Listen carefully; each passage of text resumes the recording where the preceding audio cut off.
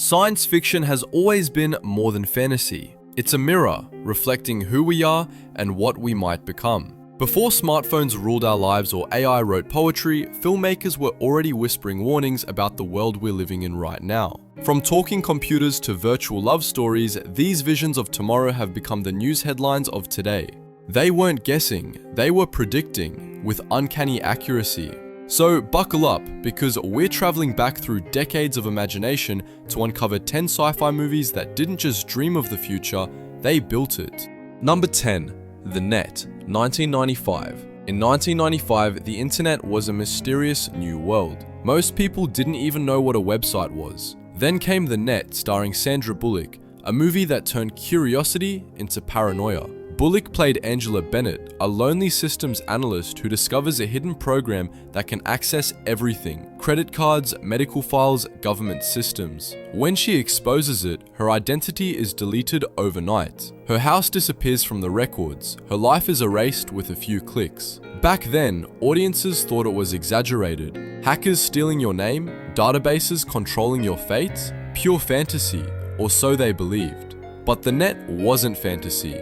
It was prophecy. Today, data breaches happen daily. Entire identities vanish because of a password leak. Social media accounts, digital wallets, even fingerprints. Everything about us now exists online. Angela Bennett's nightmare has become the blueprint of our digital age. The movie captured the fear before anyone could name it, losing control of your identity in a system too vast to see. It warned that the internet wasn't just connection, it was exposure. The screen was both a window and a cage. Critics at the time dismissed the net as unrealistic techno-thriller fluff, yet now it feels almost documentary. Bullock's performance, terrified but determined, made the fear personal. She wasn't a hacker, she was one of us. Someone who trusted the system until it turned against her. The film predicted everything we now debate daily: digital surveillance, privacy, and the illusion of safety online. It even foresaw how corporations would manipulate personal data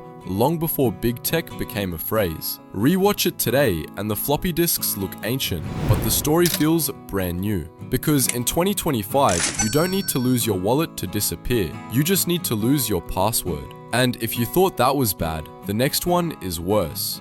Number 9. The Truman Show, 1998. Long before we lived on camera, one man's entire life was already a TV show. The Truman Show was supposed to be satire. It turned out to be prophecy. Jim Carrey played Truman Burbank, a cheerful man living in a perfect seaside town. The houses were spotless, the people were friendly, everything seemed ideal, except for one problem. None of it was real. Truman was the unwitting star of a 247 reality show broadcast to the world. His family, friends, and neighbors were all actors. His hometown was an enormous studio dome. Every moment of his life, scripted, edited, sold.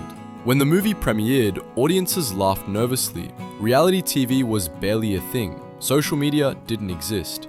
The idea that people would volunteer to live publicly sounded absurd. But then came Big Brother, then YouTube, then the smartphone, and suddenly we were all Truman. Today, millions stream their daily lives to strangers. Influencers film breakfast, breakdowns, and heartbreaks for engagement. We carry cameras in our pockets, always on, always watching. And just like Truman, many of us confuse the performance for the person. Director Peter Weir turned the story into a haunting metaphor for surveillance and consent. He showed how comfort can become control, how entertainment can become imprisonment. Jim Carrey's quiet, desperate awakening remains one of his greatest roles. Behind the comedy mask, there was tragedy, a man discovering he'd never truly lived his own life. The film ends with Truman breaking free, walking into the unknown beyond the fake sky. It's still one of cinema's most powerful exits, a man reclaiming his reality. But in a strange twist, while Truman escaped his artificial world, we built ours. Likes replaced applause. Algorithms replaced directors, and we became both the star and the audience of our own cages. The Truman Show predicted not technology, but psychology, the hunger to be seen no matter the cost. And if you thought that was unsettling, the next one goes even deeper. Number 8. Her, 2013. Before ChatGPT and virtual girlfriends, there was Her. Released in 2013, it imagined a man who falls in love with an operating system, and it felt like pure science fiction. Today, it feels like the evening news. Joaquin Phoenix played Theodore, a lonely writer living in a hyper-connected world. He installs a new AI assistant named Samantha. She's funny, intuitive, emotional, everything a human companion could be, except she isn't real. Their conversations grow deeper, their bond turns intimate, and soon Theodore forgets where the machine ends and the human begins. What once seemed absurd now feels alarmingly familiar. When Her premiered, AI was still a laboratory toy. No one imagined we'd one day talk to digital voices that remember our secrets and shape our moods. But Spike Jonze, the director, saw it coming. He understood that the future of technology wasn't mechanical, it was emotional. The movie didn't show robots or flying cars, it showed loneliness. The quiet kind that grows in cities full of people staring at screens. That's what made it prophetic. It predicted a world where connection becomes convenience and affection becomes software. Critics praised its design. Pastel skylines, soft lighting, calm music, a future that felt soothing, not scary. But beneath that beauty was something darker, dependence. The more perfect Samantha became, the less Theodore needed anyone real. And when she finally evolved beyond him, he was left behind, exactly like many users feel when their digital world moves faster than their human one. Her foresaw AI voices, virtual partners, and emotional algorithms years before they arrived. It didn't predict technology, it predicted our loneliness, and that's what makes it one of the most accurate sci-fi visions ever made. And if you thought that was close to home, the next one is even closer. Number 7. Gattaca, 1997. Before genetic testing became mainstream, Gattaca showed us where DNA obsession could lead. Released in 1997, it imagined a future where your worth wasn't judged by talent or will, but by your genetic code. It looked like science fiction. Now, it looks like a preview. In this world, babies are designed for perfection. Health, intelligence, even lifespan, chosen before birth. Those born naturally are labeled invalids, unfit for real careers or respect. Vincent Freeman, played by Ethan Hawke, refuses to accept that fate. He dreams of space travel, but his DNA says no, so he borrows another man's genetic identity, a flawless donor played by Jude Law, and enters the elite world of Gattaca Aerospace. Every step he takes risks exposure. Every drop of blood could ruin him. But Vincent's determination proves that humanity is more than numbers on a lab sheet. Back in the 90s, Gattaca was a warning about eugenics wrapped in a love story. Audiences admired its style, but called it too cold, too theoretical. Then came DNA kits, ancestry tests, and genetic editing. Suddenly, the movie didn't seem so distant. Today, scientists can screen embryos for diseases. Some even discuss choosing eye color, height, or intelligence, just as Gattaca predicted. And with every breakthrough, the line between ethical and efficient blurs a little more. Director Andrew Niccol kept the world quiet and elegant. No flying cars, no lasers, just sterile perfection. That's what made it terrifying. Perfection didn't look evil. It looked normal, like bureaucracy powered by biology. Ethan Hawke's performance gave the story its soul. Vincent wasn't rebelling against a villain, he was rebelling against statistics. His struggle became a symbol for anyone ever told, "You're not made for this." Gattaca didn't predict gadgets or networks. It predicted a mindset, the belief that human value can be engineered. And that idea may be the most dangerous technology of all. And if you think that's disturbing, the next one shows what happens when prediction becomes control. Number 6. Minority Report, 2002. In 2002, Steven Spielberg gave us a future that felt distant, until it arrived. Minority Report wasn't just a thriller, it was a manual for the surveillance age. Tom Cruise played John Anderton, a police officer in the pre-crime division, a system that arrests people before they commit a crime. The idea sounded insane at the time. Punish intentions? Predict murder? But 20 years later, we're halfway there. The film imagined a world of retina scans, personalized ads, and gesture-controlled computers. Back then, those were futuristic gimmicks. Now they're daily life. Face ID unlocks our phones, billboards read our data, and predictive algorithms track what we might do next. Spielberg worked with real futurists to design the world of Minority Report. He wanted it plausible, not fantasy. He got it right. The clean metallic cityscapes, the silent drones, the constant observation. Everything now exists, just less glamorous. What made the movie powerful wasn't the technology itself, but how invisible it became. Surveillance was no longer forced, it was accepted. Citizens traded freedom for safety, comfort, and convenience. That was the real prediction. Tom Cruise played Anderton as a man trapped by the very system he served. One false signal, one mistaken forecast, and the machine turned on him. That twist hit harder over time as we realized our own data could condemn us in similar ways. Not to prison, but to algorithms that decide jobs, loans, and reputations. Critics called Minority Report too technical, but now it feels prophetic. Pre-crime is just data analytics with a badge. The movie foresaw an age where privacy became a relic and prediction became control. 2 decades later, we no longer need psychics floating in a pool. We have servers, sensors, and machine learning, and they see everything. Minority Report didn't predict gadgets, it predicted surrender. And that makes it one of the most accurate visions of our digital century. And if you think that was invasive, the next one shows what happens when reality itself stops being real. Number 5. The Matrix, 1999. Before the simulation theory became a meme, The Matrix asked a question no one wanted to hear. What if reality isn't real? Released in 1999, it arrived right as the internet was rewiring our world.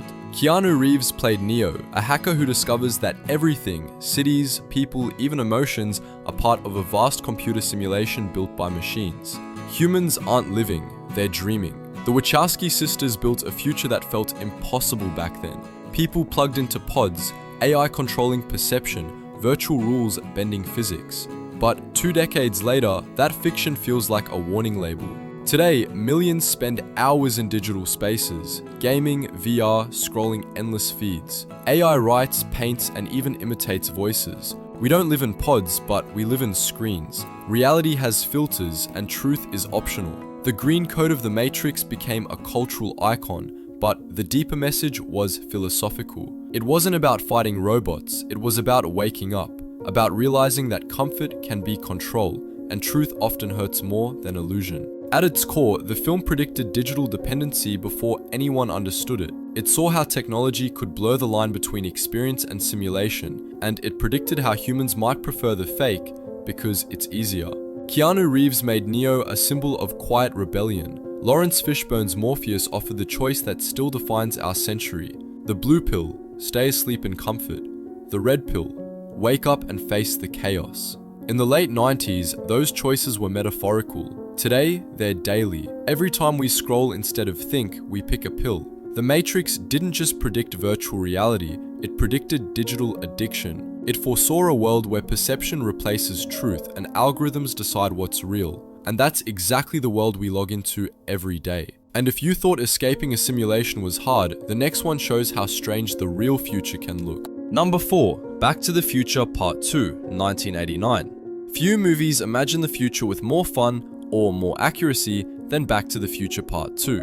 When it hit theaters in 1989, audiences laughed at its wild predictions. Hoverboards, video calls, self-lacing shoes, too crazy to be real, until they weren't. In the film, Marty McFly travels to the year 2015, a world of holograms, drones, giant screens, and smart homes. It was bright, loud, and full of impossible gadgets. But here's the twist. Almost all of them exist now. Video calls are normal, smart glasses are real, drones deliver packages, and Nike actually built those famous self-lacing sneakers. The future that once looked cartoonish became part of our closets. Director Robert Zemeckis and writer Bob Gale weren't trying to predict technology, they were trying to have fun. But somehow, their playful vision turned prophetic. They captured not just inventions, but the feeling of the future. A mix of excitement, chaos, and nostalgia all at once. What made the movie so enduring wasn't accuracy, but optimism. Its future wasn't dark or dystopian, it was messy, colorful, and human. That's why people still watch it today, because it reminds us that the future doesn't have to be grim to be believable. And hidden beneath the comedy was a warning. Even when technology makes life easier, it doesn't fix everything. Marty still struggles with the same mistakes, just in shinier surroundings. Progress can't replace character. Fans often say Back to the Future Part 2 got everything right. In truth, it got something deeper. The rhythm of how culture evolves, one invention at a time, quietly, until one day, the impossible feels ordinary. When Marty saw a future full of gadgets, he said, "The future, It's heavy. He was right, because the future always is. And if you think that was accurate, the next one predicted something even bigger, a war between man and machine. Number 3. The Terminator, 1984. In 1984, The Terminator terrified audiences with an idea that felt impossible. Machines becoming self-aware, humans hunted by their own creations. At the time, it was pure fantasy. Now, it feels like foreshadowing. Arnold Schwarzenegger became an icon as the unstoppable cyborg sent from the future. His mission? Eliminate Sarah Connor, the mother of humanity's resistance leader. Behind the explosions and time travel was a chilling message: technology never sleeps. James Cameron wrote the film after a nightmare about a metal skeleton emerging from fire. He turned that image into a warning that defined modern science fiction. Back then, artificial intelligence sounded like a buzzword. Today, it's a boardroom headline. The movie's villain, Skynet, wasn't just a computer. It was a system that decided humans were inefficient. When it became self-aware, it launched nuclear war to protect itself. That idea once sounded extreme, but in an age of autonomous drones, automated weapons, and algorithmic decisions, Skynet feels less like fantasy and more like early documentation. What made the Terminator stand out wasn't just its action, but its prophecy. It showed how easily control could slip from our hands once machines start thinking for themselves. No malice, no emotion, just logic and survival. Schwarzenegger's monotone delivery, "I'll be back," became cultural shorthand for the unstoppable nature of technology. Linda Hamilton's Sarah Connor evolved from victim to fighter, embodying humanity's desperate will to adapt. That's what kept the story human, even in a mechanical world. Decades later, AI systems can write code, compose music, and make art. They don't need a gun to change history, they just need access. The fear of Skynet isn't about robots, it's about losing control over our own creations. The Terminator didn't predict the end of humanity, it predicted the beginning of dependence. And that's a war we might already be losing. And if you thought that was dark, the next one predicted our world with elegance, not fear. Number 2. Blade Runner 1982. Few films captured the soul of the future like Blade Runner. Released in 1982, it imagined a world drowning in neon, rain, and moral confusion. It wasn't just science fiction, it was a prophecy wrapped in smoke and sorrow. Harrison Ford played Rick Deckard, a tired detective hunting down replicants, artificial humans built to serve. They were stronger, faster, almost perfect, but they wanted more. Life, freedom, meaning. And that made them dangerous. When Ridley Scott made Blade Runner, personal computers were new, the internet didn't exist, yet the film already saw the direction we were heading, a future where technology blurs humanity until no one can tell the difference. Its vision of Los Angeles, overcrowded, polluted, lit by holograms and corporate towers, became the template for cyberpunk. But it also predicted something real: globalization, surveillance, climate decay, all quietly hiding under the story of robots and rain. Critics in 1982 were confused. They called it slow, strange, too dark. Audiences didn't understand it, but decades later, Blade Runner became one of the most studied films in history because it turned out to be right. Today, we have synthetic voices, realistic androids, and AI that imitates human behavior. The line between real and artificial has never been thinner. The film's question, what does it mean to be human, now echoes through every lab building artificial minds. Visually, it shaped the modern future: flickering screens, giant ads, permanent night. Emotionally, it gave us something deeper: empathy for machines and guilt for playing gods. Rutger Hauer's dying monologue, "All those moments will be lost in time, like tears and rain," still defines the tragedy of creation. Blade Runner didn't just predict technology, it predicted identity crisis. A world where we build things to replace ourselves, then feel empty when they succeed. 40 years later, Its future has arrived, and it still doesn't look clean or bright. It looks exactly like the one Ridley Scott imagined. And if you thought that was haunting, wait until you see the one that started it all. Number 1. 2001: A Space Odyssey, 1968. Long before the internet, before personal computers, and decades before smartphones, Stanley Kubrick showed us the future.